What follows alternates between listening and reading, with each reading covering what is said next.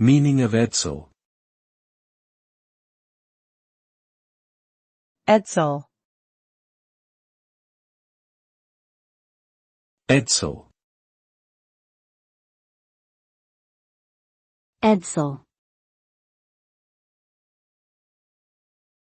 Edsel.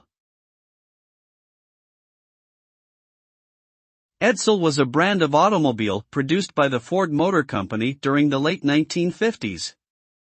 Named after Edsel Ford, the son of Henry Ford, the car was intended to be an upmarket model that would appeal to the growing post-war middle class.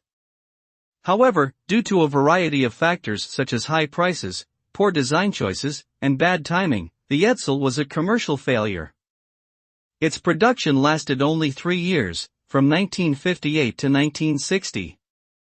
Today, the Edsel is remembered as one of the most notorious examples of a marketing and business failure in automotive history.